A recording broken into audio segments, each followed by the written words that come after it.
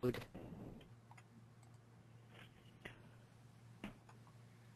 afternoon, and thank you for joining us for today's webinar. Today's presentation is being hosted by Transition Matters, a program of the Family Support Center of New Jersey, and presented by Dr. Dan Baker, Associate Professor of Pediatrics at the Boggs Center on Developmental Disabilities, part of the Rutgers Robert Wood Johnson Medical School. Before we begin, let's take a minute to go over how you can participate during today's web event. You each have your own control panel in the upper right corner of the screen that looks similar to the one here. Use the orange arrow to open or hide the control panel. To listen to the webinar, you will have two audio options to choose from: mic and speakers and telephone. If you can't hear well using your computer speakers, you can elect to use the telephone to listen to the webinar. In order to maintain the best sound quality possible, all but the presenters will be muted throughout the webinar. If you have questions or comments, you can submit them using the questions panel. We will try to get to all questions at the end of the webinar as long as time allows. At this time, I would like to introduce Dr. Dan Baker. Dan, I'm going to hand control of the screen over to you. Excellent, thank you. It's a pleasure to be doing this presentation. I really appreciate the chance to talk to all of you about issues about transition. Oops, hang on a second. You should see the opening slide, community-based instruction and transition for students with disabilities. What I'll do is I'll go through this presentation and I'll advance the slides one at a time, and I'll announce when I'm going to the next slide. So before we get started, I'd just like to say a thank you to the State Department of Ed. I've worked for 10 years here as a contractor for the State Department of Ed, working with schools around the state to establish community-based instruction programs. I see community-based instruction as one of the best transition educational methods. And throughout this webinar, I will give examples about how I've used community-based instruction and also how community-based instruction has been used in schools across New Jersey and also in my home, original home, which is Chicago. Go to slide number 2, disability and employment. RTA Travel, this is Stanford. How can I help you? Can you ask me how to get from Lake and Pulaski to 445 North Wells? If you are in Chicago and you want to find out how to get somewhere on Chicago Transit Authority buses, trains, or elevated trains, there's a 1-800 number you can call. If you call that number, you might be lucky enough to speak to a young man named Stanford James. Now, Chicago is widely known as being the worst district in the nation. And I often say that as a product of Chicago Public Schools, any mathematics problem I have certainly isn't my own fault, certainly isn't the fault of my poor math abilities. It must be a fault of Chicago Public Schools. Like I said, worst school district in the nation. However, their transition educators are absolutely incredible. There's a young man growing up in Chicago named Stanford James. Stanford James was a youngster who memorized every train and bus schedule throughout Chicago, including the 3 transit districts in Chicagoland, Pacer, CTA, and Metra. His whole childhood, people told him, Stanford, you need other interests. You need other things to think about. His family, Stanford, you need to do other things. You need other things to think about. And it was like pushing a boulder up a hill. It never got very far because that was what Stanford James was most interested in. That's what made him excited about life.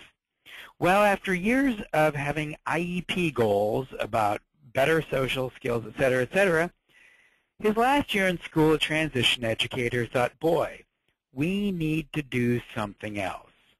Who is it that might be interested in employing somebody who has train and bus schedules memorized? Of course, CTA. So he got an internship his last year, an unpaid work experience at Aegis Communications. That is a company that operates the call center for CTA, Metra, and Pacer. That year, he learned about working. He learned about answering phones. He learned about answering questions quickly. And then he learned about going to the next call. He learned about what a supervisor is. He learned about how to get along with coworkers. He learned about proper etiquette in the bathroom and the lunchroom at Aegis Communications. And those transition educators did an amazing job, because at the end of that year, he was hired. The next year, he was CTA's Employee of the, RTA Employee of the Year, because he answered 3 times as many calls as any other operator. Why was he so fast? Because any other operator had to look stuff up on their computer. Somebody wants to know how to get to 445 North Wells? They had to type it in. They had to get the answer back. By the way, any Chicagoans, of course, know that 445 North Wells is a world-famous baseball field. Stanford James did not need to look it up. He only needed to go into his memory. Any other operator, when the bus that goes past 46th and Kedzie, where I used to live, changes the schedule, takes some weeks to figure that out. Stanford James is home on a Thursday night, memorizing the new schedule. This is an amazing story. It was written up in the Chicago Sun-Times on the cover page of their living section. That was picked up by Reader's Digest, who made him Man of the Year. What's the point of this story? That somebody with disabilities may have amazing skills. And if we need to help that person find employment, if we pay close enough attention to the person and what their interests are, we can get them the job of their dreams. Your students, your children, your family members may not have the extremely pronounced skills of Stanford James in a certain area. We may need to pay closer attention.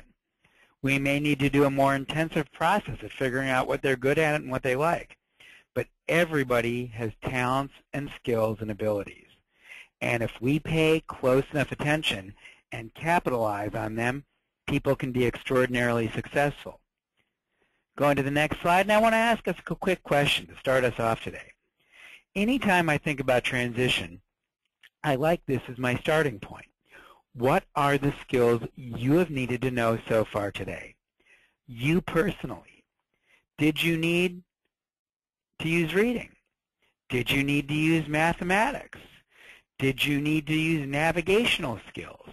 Did you need to use communication skills? Did you need stress management skills? If any of you have driven so far today, you've needed stress management. Has anybody needed problem-solving skills? When you do something expecting it's going to go a certain way, and it doesn't, what do you do to solve that? How about recreation? Have any of you done anything fun so far today? I hope all of you have.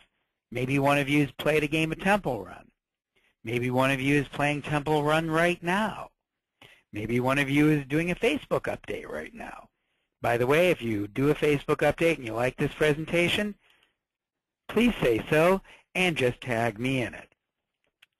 I always think about transition as the process of educating young people in all of the different myriad of skills we need to be successful in life. Oftentimes, when I ask this question in a real setting where people can answer and such, they don't say anything academic. They talk about the applied nature of academics.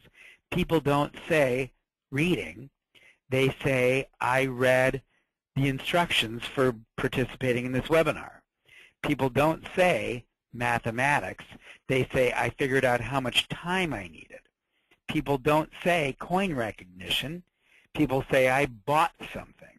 More on coin recognition later. But when we think about our lives, we never think about academics in the abstract. We think about an applied setting. In community-based instruction, what we do is we teach the academics in the real setting where those skills will be used.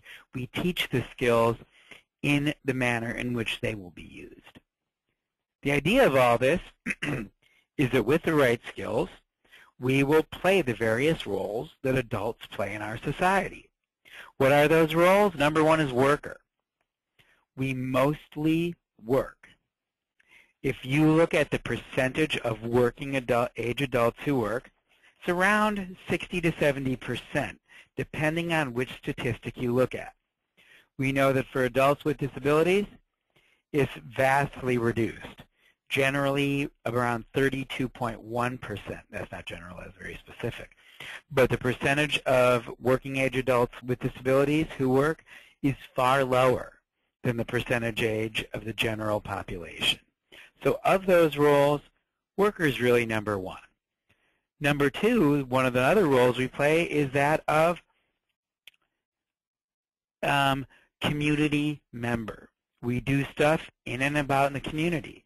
We go shopping. We go to community-based recreation. We do all sorts of things in the community. We also play the role of friend. Social skills are incredibly important. Friend and family member. We also play the role of citizen, documented worker, etc., etc. We are members of the community in that way as well. If we do a good job in transition, our goal is that our young adults with disabilities will be able to play the same roles as anybody else. And when we look at it, on the next slide here, when we studied how young adults do post-graduation, post-exiting high school, young adults with disabilities, they didn't do well. From every study that's been done, starting around 1983, young adults with disabilities do worse in just about every measure of social adjustment. Lower rates of work, lower rates of independent living, lower rates of voting, lower rates of community participation, lower rates of community recreation, lower rates of wealth, higher rates of poverty, higher rates of some entanglement with the judicial system. So when those early studies came out, transition was established. Transition was written into federal regulation as a requirement starting at age 16, then moving down to 14. Under the last reauthorization of IDEA, under former President George W. Bush, on a federal basis, transition was moved back to 16. One of the first times that special ed law was weakened rather than strengthened. New Jersey kept it at 14. But when you look at that data 14 and you say, why 14? Why not earlier? To me, 14 is a terrible choice. 16 is a terrible, anything's a terrible choice. To me, transition should begin earlier. The more significant the disability a youngster has, the earlier we need to start planning for transition, planning for teaching the specific skills that will lead to successful adulthood.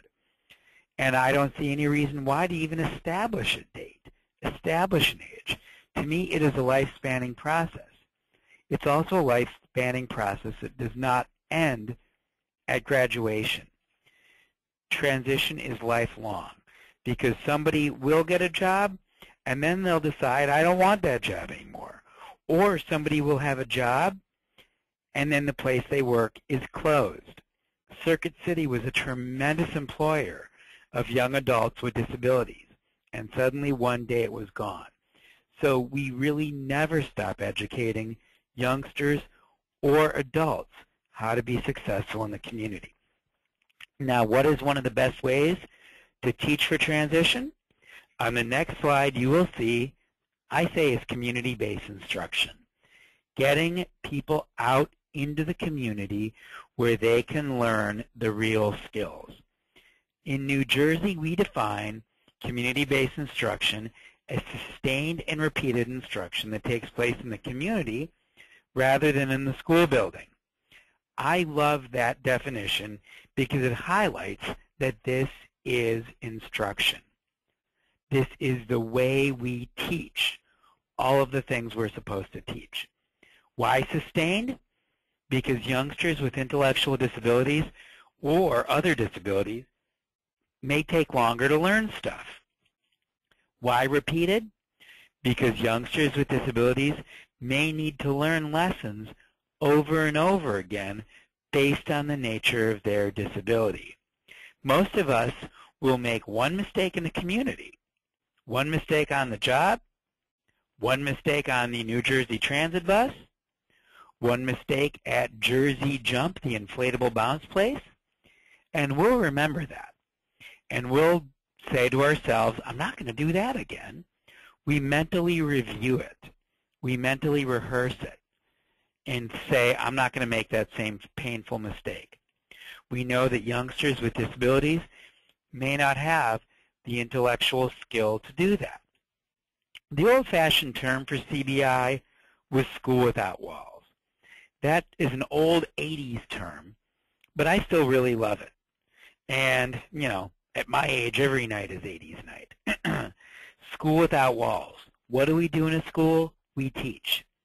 What do we do in community-based instruction? We teach outside the walls of school.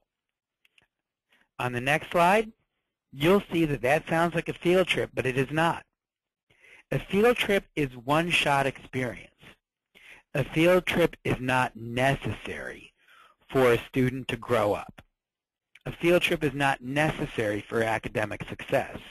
Community-based instruction is. Why is this a relevant point?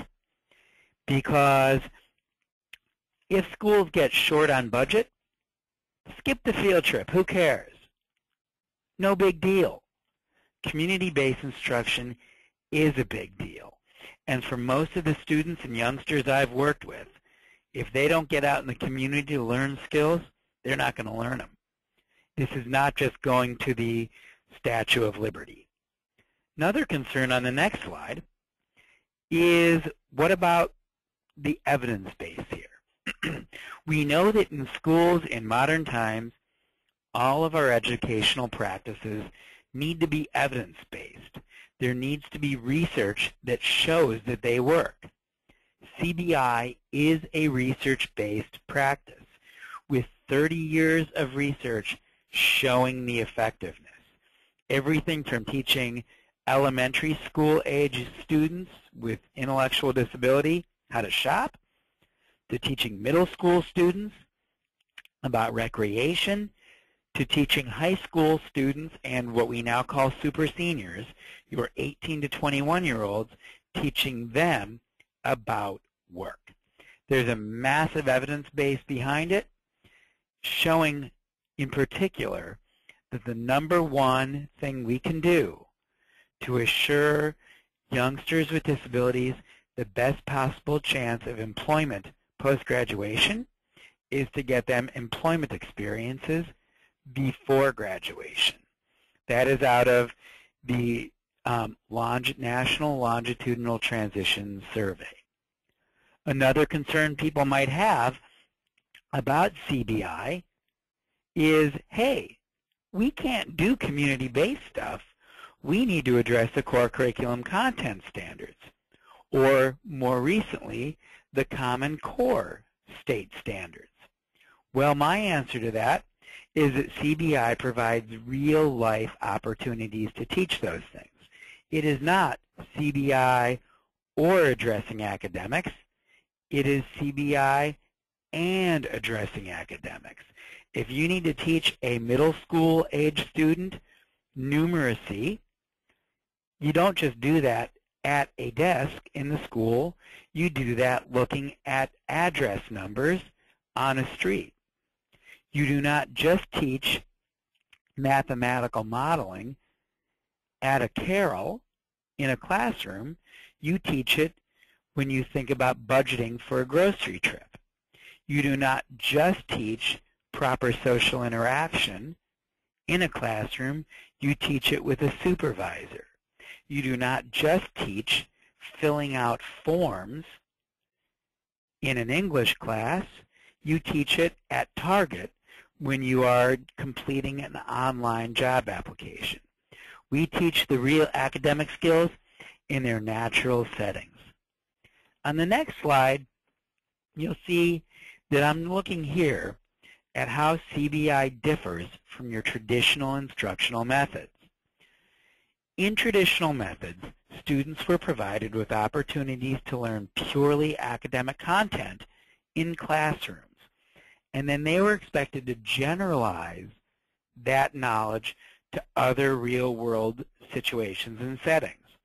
And what I've seen is for youngsters who have disabilities, that is difficult. I knew one high school student who had learning disabilities. He experienced ADHD. Typical intellect. This kid could do 15% all day long when he was at a carol that masked out distractions. So he had the desk around him with the walls around it so that he didn't see other things that would distract him. You'd think that this kid would have no problem at all doing 15%. But we did a restaurant trip in which each student ordered and paid separately. You need to use 15% when you are paying at a restaurant. That's the tip. This kid couldn't do it. It was too distracting. And if you don't know how to calculate that 15%, what are you going to do? You are going to tip 0, which is what this youngster was going to do. And if any of you have worked in the hospitality industry, you know that if you get stiffed on a tip, you're going to remember that forever. And the next time that person comes in, they are not going to get good service. So it was necessary for us to get him out in the community to realize what problems he was going to run into and then teach him how to handle the distractions. CBI is necessary for students across the range of abilities and disabilities. CBI involves teaching individual and small groups of students academic and other content during activities that are relevant and occur naturally. Why is it of so much added importance for students with disabilities? Because our youngsters often do not get as much involvement in community life as their peers without disabilities. One of the ways I like to think about this is if you have a typical 8-year-old and you realize that you need to go to the grocery store for something for dinner. Let's say it's a big holiday, Memorial Day. You realize you're missing something, and you run out before the store is closed. How much extra time will it take to bring your typical 9-year-old? Not much. If that 9-year-old uses a powered wheelchair, how much time will it take? A tremendous amount of time, assuming that you even have a vehicle that can drive a powered wheelchair. So many youngsters with disabilities do not grow up learning about how to use the community properly. Think about Take Your Kid to Work Day. My daughter, who is typical, you'll see her 2 slides from now, has come to work with me on Take Your Kid to Work Day every year, for years and years. She's grown up learning about work. If my office was not handicap accessible, she would not have the chance to come with me. If she made a lot of unusual noise, let's say, for example, she had autism, would she be able to come with me? If she had significant aggression or problem behaviors, would she be able to come with me? The answer is no. So many youngsters need these academic and real-life opportunities. Second concern is that many employers and other community members may have misconceptions about talents, skills, and abilities of potential workers with disabilities. A typical youngster can apply for a summer or weekend job at age 16 or even 14 under certain circumstances in Jersey and get that job. Youngsters with disabilities may not be able to do that. An employer may not see that student worker as a good fit with their job. So what becomes necessary? Schools need to focus on this. Schools need to teach it, because many youngsters with disabilities will not be able to transfer the knowledge, like we said in the last slide. Final concern is that students' behavior and motivation may not be good in the classroom. Oftentimes, their motivation and behavior will dramatically improve in community settings. I have generally worked with youngsters with the more significant disabilities, the more significant problem behaviors. And when they've been in my classroom or other classrooms, I've seen them struggle. I've worked with many youngsters for whom the noise in the classroom makes them miserable. The chaos in the classroom makes them miserable. The content is not interesting. The content is not what they want to do. And when I've gotten them out in the community, perhaps in a nice, quiet setting, my first student I took out for community-based instruction in vocational areas.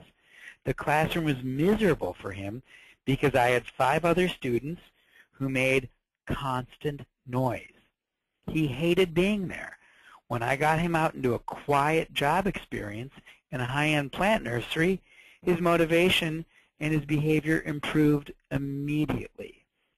For him, there were community settings that worked far better than my classroom. Second issue is around learning and motivation. Now here's something I do not have data to show. So if any of you on the webinar today or in the future ever go back to school and you're looking for a dissertation or thesis topic, I have one for you. Does community-based instruction prevent dropout? I've worked with so many students who I am convinced would have dropped out if not getting a fresh start with community-based instruction. They would have dropped out either formally at the point that they legally could have, or informally by not showing up to school as much as possible. But when they've gotten out into community-based instruction, their motivation improves immediately. School may be an experience of failure for them. The community is a fresh start. And here, I'm not talking about students with your more significant disabilities. I'm talking about students with milder disabilities. What does CBI include? On the next slide, you'll see some of the topic areas. Community-based instruction, number 1, includes career awareness and career exploration, which in New Jersey, the hands-on activities fall under the administrative code called structured learning experience. Now, of these 2 types of career awareness and exploration, let's look at the first one. That is hands-off activities, also called career awareness, in which we are teaching students through observation, interviews, and visiting community work sites about different kinds of careers. We're just teaching about what somebody does if they are a banker, financial analyst, janitor, computer programmer, graphic designer, or call operator for Chicago Transit Authority. Because that is hands-off, that can occur at any age. And to me, the more significant the disability, the earlier we have to start it. Second type is hands-on activities. That includes paid and non-paid work experience and volunteering at community work sites to learn about careers. Because this is hands-on, which is defined as doing the work that a paid or unpaid worker or volunteer would do, that does fall under child labor law, and it is limited to age 16 and up, with some small exceptions at 14 for under child labor law. So with hands-on, we unfortunately cannot start that until age 16. That is prohibited by child labor law. In my 3 decades in the field, I have always had this dream that that will change next year. That will change a month from now. Hasn't changed yet, but maybe next year it will. Now, of the types of community-based instruction, career awareness stuff is often seen as the more important type, but the other types are just as important. However, we do naturally focus on employment more. When I say career awareness has to start at the youngest of ages, what do I mean? On the next slide, you'll see what I mean. Here is my daughter. By the way, she was paid to be in this. This was taken on Take Your Kid to Work Day 2 years ago, and I paid her $1 to take this picture. She's holding 2 of the books she had as a kid, as a young infant. On the left, you see Dora. What will I be? In that book, Dora learns about being a soccer star, Boots learns about being a doctor, and Tico learns about being an astronaut. On the right-hand side, on the right-hand side of that picture, her left hand, you see her holding up Fisher-Price's Little People book, All Around Town Sounds. In that book, you see that Keisha is a firewoman, Carlos is a mechanic, James is the mayor. In each of these books, you are learning about career awareness. A typical kid can do very abstract things, like look at a picture or read a book and think about what they want to do when they grow up. A youngster without good abstract reasoning, let's say a child with autism, cannot do that. They need the real-life experience of going out to a firehouse, going out to the mayor's office, visiting a doctor's office, visiting a mechanic. They need to get the real concrete experience to figure out what they want to do and also critically what they don't want to do. I've had many coworkers who get mad when they arrange a work experience for a student and then the student hates it. That to me is no problem because it's just as important to learn what we don't want as well as learning what we do want to do in life. Other kind of CBI is on the next slide here. That refers to various community living skills. We may teach a youngster how to use public transportation. There are school districts across New Jersey that are doing a terrific job of teaching students how to use public transit. That is very easy if you have a close-by bus line or train line. For example, Milburn, they teach their students how to use the bus that stops 2 blocks away from Milburn High School. In other places, it is more difficult. South Brunswick, they have their high school students actually taking a school bus to the closest New Jersey Transit bus stop and train line. There's some irony in taking a bus to learn how to use a different bus, but that's what they have to do because the nearest bus stop is not within easy reach. Other high schools, the nearest bus stop is miles and miles and miles away. In that case, it's going to be much more of a challenge. But using public transportation is a critical skill if a youngster will ever be taking public transportation to work or to other places. Eating at restaurants, I already mentioned that. Using the library. Yes, I'm old, and yes, I think that libraries are still relevant. How about banking or using an ATM? I know of a case in which a school bought a used ATM to teach the students how to use it. That's great. That is a wonderful step, but every ATM is different. And in fact, ATMs are different from one day to the next. You may use a bank where the ATMs get changed.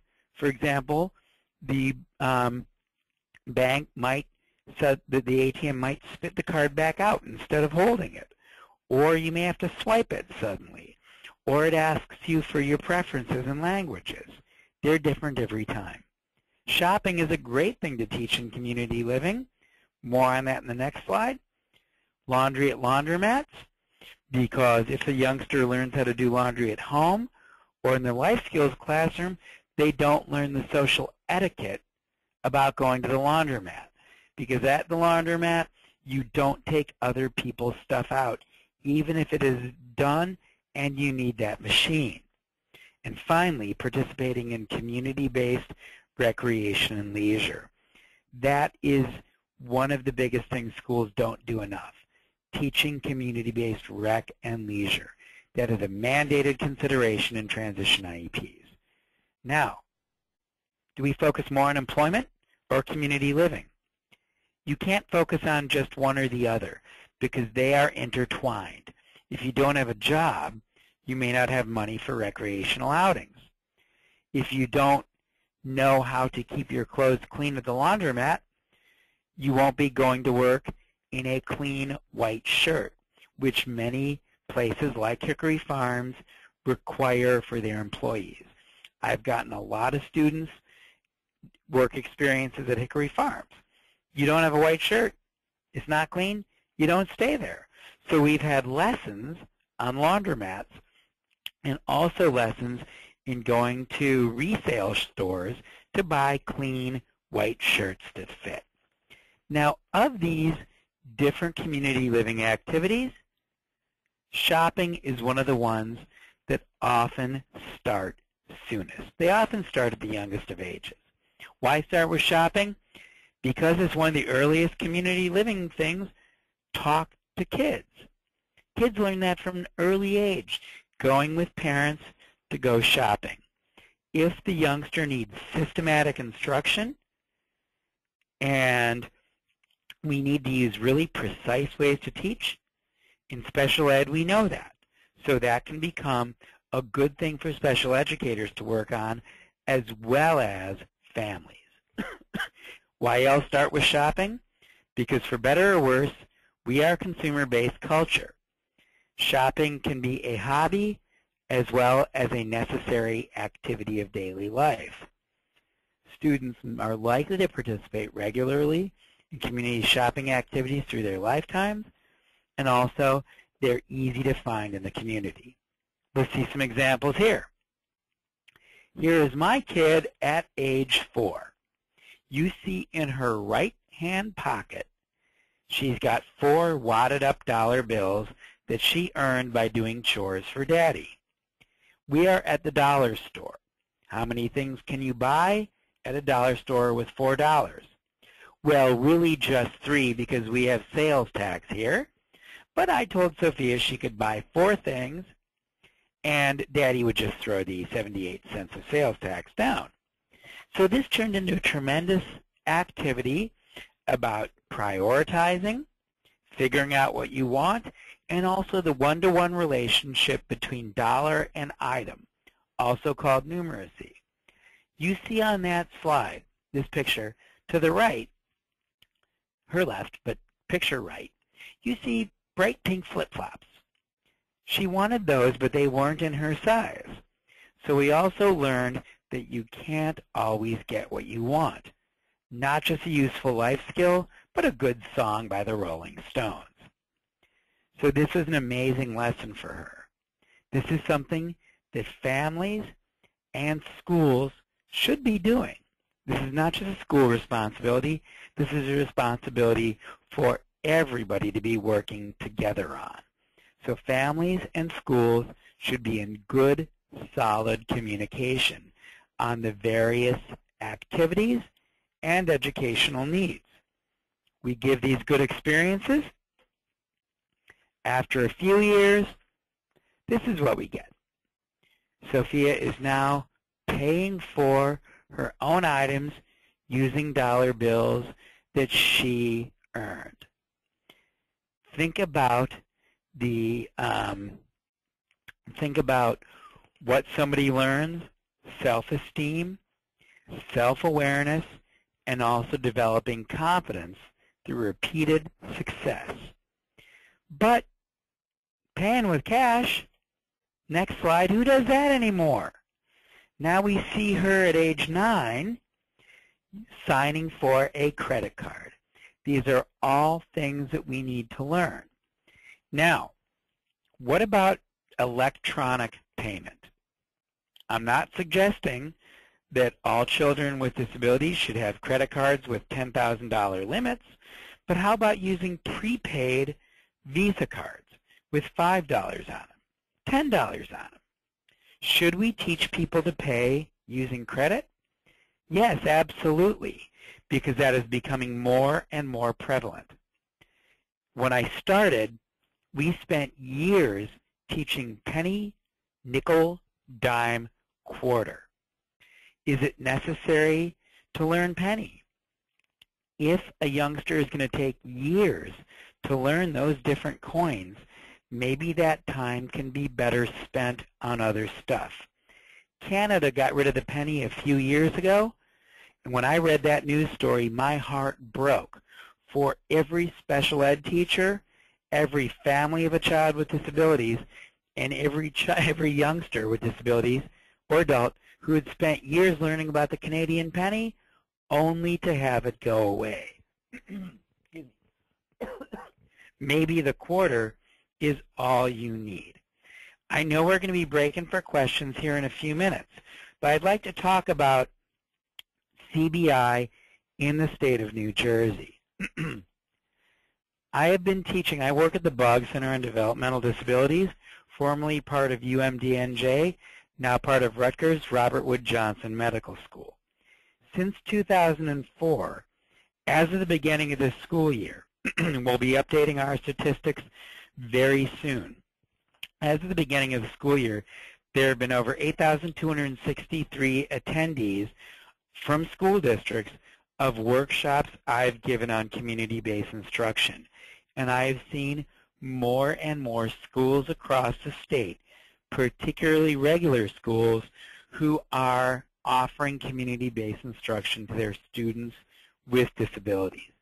I see CBI as a critical part of the educational life of many students. Would I say all students? No, because we know that individual IEP teams make the decisions about what their goals are, make the decisions about what the objectives are for each student. So I'll never go say all, but I often have trouble figuring out which student wouldn't benefit from it.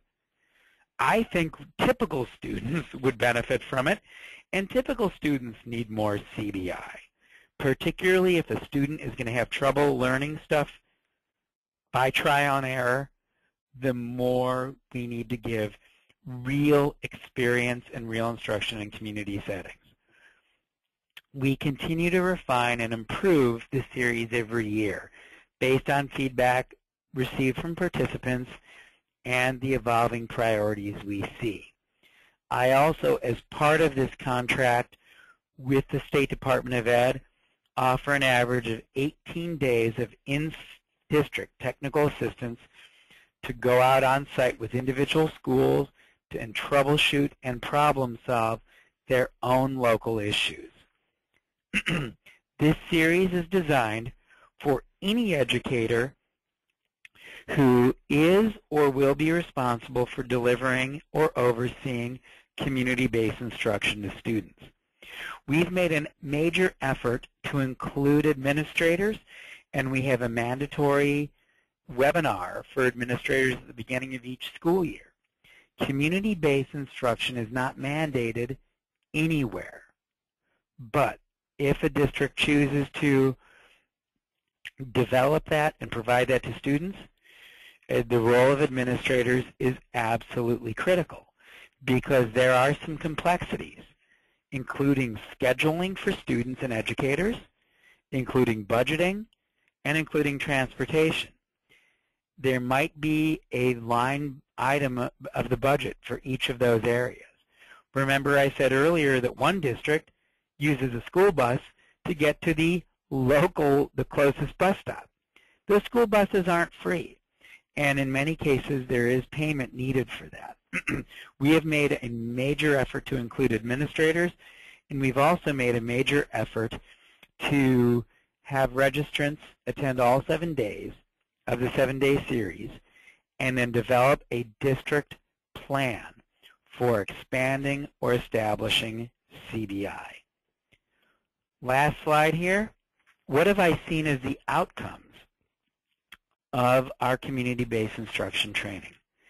I've seen in the 10 years I've been working on this, really 9, this is the 10th school year, I've seen a sea change in the number of districts throughout New Jersey that have started high-quality CBI programs after attending the CBI trainings and getting in-district assistance. I've also seen that administrators are needed to make good stuff happen. Simply having one teacher attend the series, you may get it started just in that classroom with a small number of students. But getting beyond that, it needs to be a district-wide effort. What I've seen is that districts do best when they start small and they build on success, which means it's not a good idea to start looking for paid employment. It's a good idea to start with just general community use, going out to visit a business, going out to go shopping, going to a restaurant, and then from there, as districts build a track record of success, as districts problem solve and figure out what they want to do, then we move into career awareness and then unpaid work experience and then work experience. I encourage districts to start small and easy. And I also say that it really requires a 3 to 5 year strategic plan to roll out CBI. Now, what have I seen this year? Just this school year, I've seen a few schools that have started CBI and gotten it going in 2 years. I think that the improvement there, the more rapid coming up to speed, is because we have done, I and the Department of Ed have done a better job of involving administrators from the get-go and also developing program development plans during the workshop series. So I've seen great stuff happen, and it gives me a tremendous optimism. Just 2 days ago, the Bergen Record, also found on northjersey.com, the Bergen Record had a tremendous newspaper article about CBI efforts at Ridgefield High School. So you can find that online and read it online. It's really impressive. It's really great. A couple years ago, the New York Times had a Sunday cover story about CBI in another district. There is getting to be popular press showing that this works, and I think that is key, because we as educators and families can only go so far. The press can convince the general community to welcome us too, and that's needed. That is absolutely needed. We need to be able to go to stores, we need to be able to go to recreational places, and we need to be able to approach employers and say, will you work with us? Because it's easy in the school building. It's more difficult when we get out in the community. It's easier for families at home. More difficult to make sure that every McDonald's will welcome every child with disabilities. And that is the end of my 50-minute presentation. You guys have no idea how difficult it was for me to keep this to 50 minutes, but I did it, which leaves us 10 minutes for Q&A at the end. I did see that we just had an email go to everybody, message saying, sorry, not email, message, saying thank you for all the questions submitted so far. Keep them coming. Now let's go to Q&A. Dan, thank you so much. Greatly appreciate all your knowledge that you're sharing with us today. So we do have quite a few questions coming in, so we're going to try to get to as many as we can. Oh, awesome. I could have broken for Q&A earlier. No, that's great. And by all means, if we do not get to all the questions, we will definitely try to reach out individually to Awesome. get the answers that are needed. So the first question is, what is the best way to find community partners for CBI? What is the best way to find community partners? Network, network, network, and network, and network again. So in terms of employment, I think it's best to start by talking to employers through chambers of commerce, business leadership network.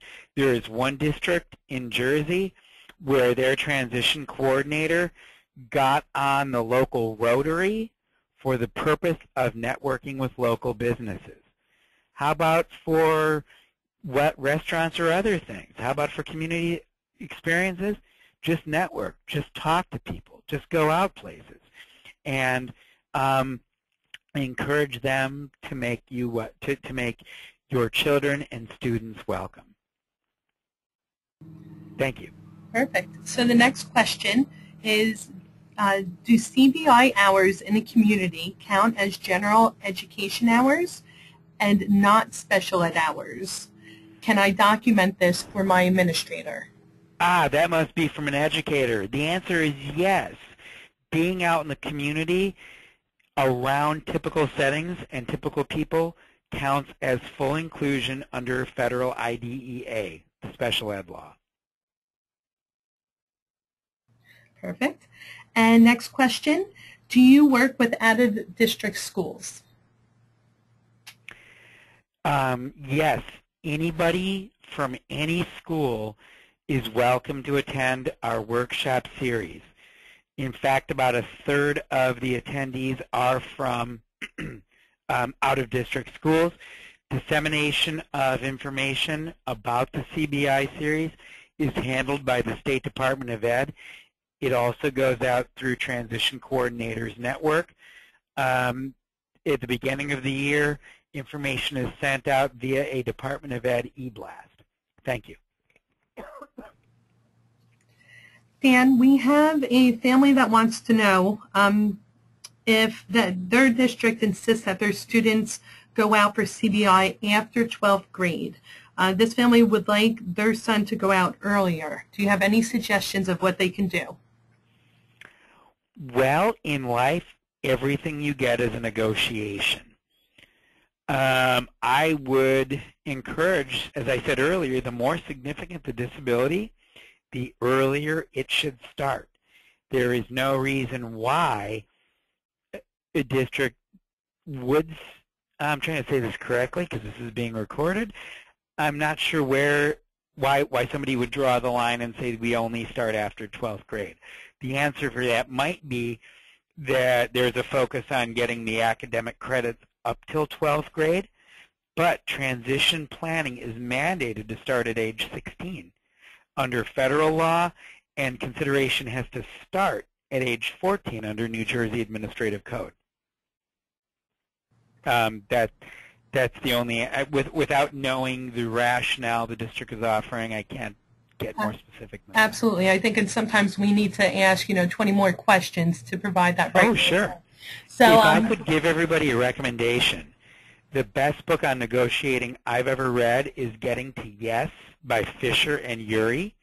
It was a bestseller in the 80s, which means you can find used copies of it for 88 cents on a certain well-known website that sells stuff.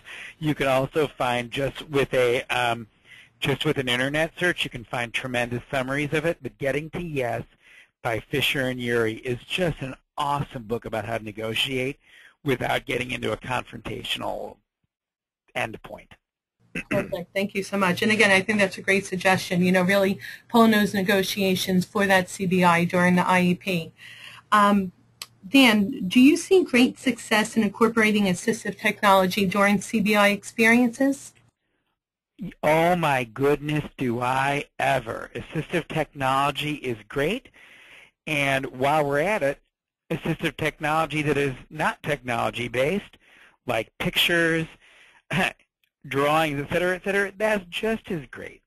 One of the concerns I have with assistive technology is that sometimes it takes a while, and in schools and families and disability-friendly places, everybody's going to wait while a youngster or an adult uses their assistive device to communicate, or whatever other augmentative assistive use there is. In the real world, people are not patient.